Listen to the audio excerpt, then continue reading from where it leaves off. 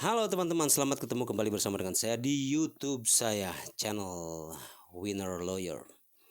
Ya, beberapa waktu yang lalu kita dihebohkan dengan adanya satu kejadian seorang mempelai wanita, calon mempelai wanita membatalkan perkawinan dengan seorang laki-laki karena dia tidak diberikan mas kawin rumah, tanah dan bangunan. Sertifikatnya diminta 3 hari menjelang perkawinan atau 4 hari. Dia menjelang pernikahan dia meminta supaya mas kawin yang tadinya sejumlah uang sesuai dengan tahun biasanya 2212, kemudian 2212, 212, 2022 atau bagaimana lah ya. Biasanya jumlah uang segitu. Dan itu sudah disepakati dalam pertemuan keluarga. Tapi kemudian si perempuan ini pada 3 hari kemudian dia meminta supaya mas kawinnya itu diganti dengan rumah yang sebetulnya sudah milik si laki-laki itu. Dan itu minta dia dimasukkan dalam buku nikah gitu kan. Tentu si laki-laki itu nggak mau, karena kalau rumah itu diberikan kepada dia dan dicantumkan dalam buku nikah sebagai mas kawin, maka itu akan menjadi harta bawaan dan bukan harta perolehan, karena bagaimanapun itu diberikan sebelum perkawinan. Sementara itu adalah rumah milik si laki-laki, ya, pemberian dari ibunya, kira-kira begitu. Katanya hasil nyicil juga ngumpulin duit ke ibunya. Jadi rumah itu katakanlah setengah dibeli oleh si anak, si calon mempelai laki-laki itu. Kemudian terjadi pembatalan. Nah, ini kan berarti pembatalan sepihak nih. Apa yang sudah disepakati kemudian diingkari, kemudian terjadilah pembatalan perkawinan. Si laki-laki konon sudah memberikan mas kawin sebesar 35 juta. Saya tidak tahu apakah sudah diserahkan atau belum. Tetapi tentu dia sudah mengeluarkan uang untuk mencetak undangan, juga sudah mempersiapkan seserahan, barang-barang gitu kan. Karena ini di Jawa Barat biasanya ada seserahan gitu ya. Nah, kemudian dia juga tentu sudah mempersiapkan hal yang lain. Dia sudah beli pakaian dan sebagainya dan sebagainya. Nah, pertanyaan kita adalah, karena ini adalah soal hukum dan supaya tidak ada lagi orang yang bisa membatalkan perkawinan dengan sepihak seperti ini, tentu saya ingin menyampaikan bahwa hal yang seperti ini bisa digugat ke pengadilan. Bisa digugat ke pengadilan dengan alasan wan prestasi. Wah, dari mana ini wan prestasinya? Oh iya, ya saya akan jelaskan. Bahwa yang disebut dengan perjanjian ya atau ingkar atau wan prestasi itu adalah ingkar janji. Berarti dia ingkar terhadap perjanjian yang sebelumnya.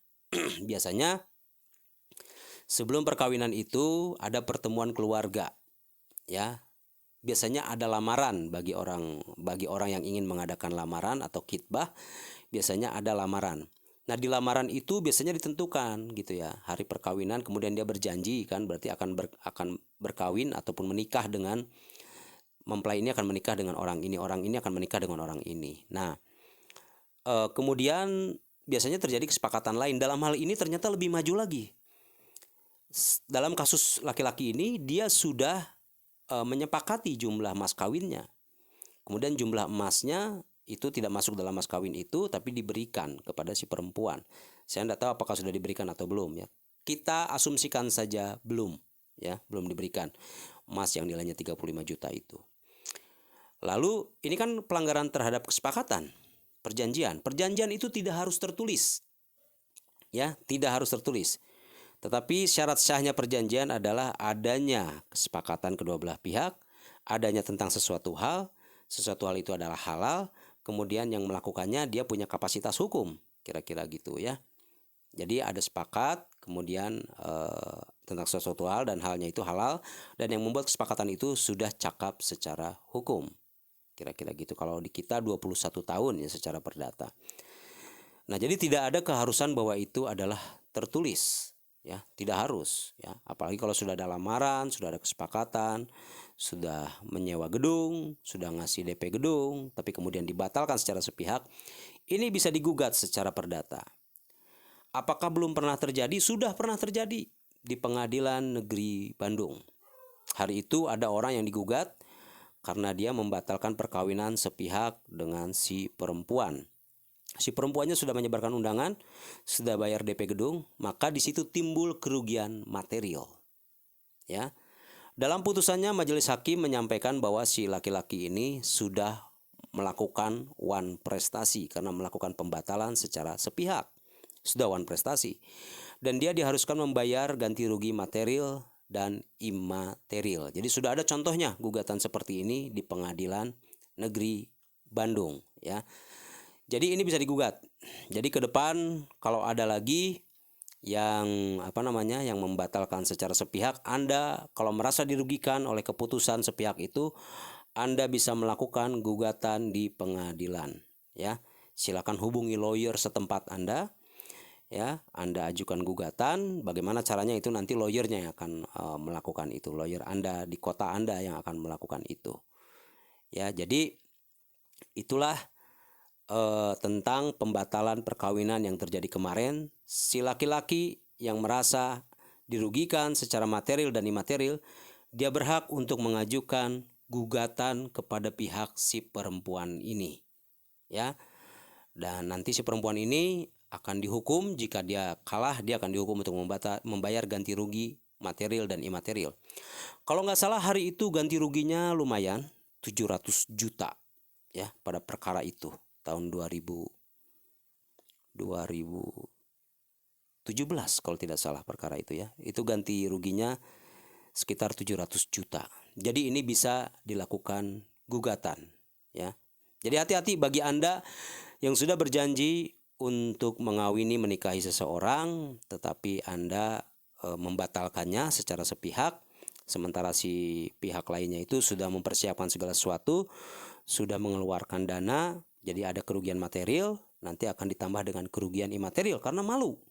Tentu ya, Anda sudah menyebarkan undangan, keluarga sudah dikasih tahu, tiba-tiba 3 hari menjelang itu kesepakatan berubah dan kemudian bahkan dia menikah dengan orang lain. Itu adalah sebuah kerugian dan rasa malunya itu luar biasa. Dan ini bisa dimintakan ganti rugi, ya, karena hal itu. Ada ganti rugi material dan imaterial. Imaterialnya bisa berapa aja. Sepanjang Anda merasakan bahwa itu berat gitu kan, rasa malu yang harus Anda tanggung, Anda bisa mengajukan gugatan imaterialnya yang tinggi. Karena itu tentu berdampak. Secara psikis berdampak, secara material berdampak, dan hati-hati, ya. Kita harus beri pelajaran orang-orang yang suka membatalkan perkawinan secara sepihak ini. Supaya ada ketertiban di negeri ini, orang kalau janji harus ditepati, ya. Jangan janji-janji surga gitu, ya. Janji mau dikawin, janji akan mengawini, ternyata dianya lari atau pergi. Ini bisa dilakukan upaya hukum. Bahkan mungkin dalam kategori tertentu bisa juga dibawa ke arah penipuan. Ya. Karena mungkin saja ada unsur tipu daya di dalam dia menjanjikan kawin itu supaya dia bisa mendapatkan beberapa hal, mendapatkan sejumlah uang dan sebagainya. Kalau sampai ada ke sana, bisa masuk kepada penipuan. Hati-hati, ya. Sampai ketemu kembali di podcast saya selanjutnya. God bless you.